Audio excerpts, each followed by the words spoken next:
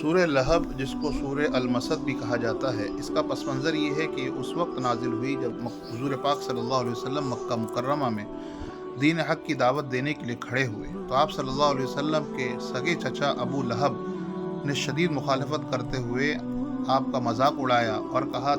تبن لک، یعنی ہلاکت ہو تم پر، الہذا جمعتنا، کیا تم نے ہم کو اس لیے جمع کیا تھا؟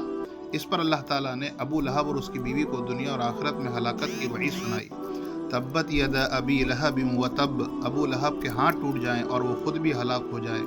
ما اغنا عنہ مالہ وما کسب، نہ اس کا مال اس کو کچھ کام آئے نہ اس کا کمایا ہوا کچھ کام آئے۔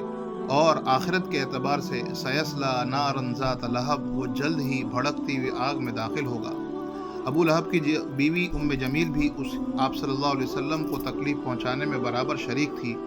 اس کے بارے میں آتا ہے وَامْرَأَتُهُ حَمَّالَةَ الْحَطَبِ، اور اس کی بیوی لکڑی ڈھونے والی ہے، فِي جِيدِهَا حَبْلٌ مِّن مَّسَدٍ، اس کے گلے میں موچ کی رسی ہوگی، یعنی قیامت کے دن اس سے جہنم لے جانے کے لیے سخت عذاب میں گرفتار کیا جائے گا۔ ایک روایت میں آتا ہے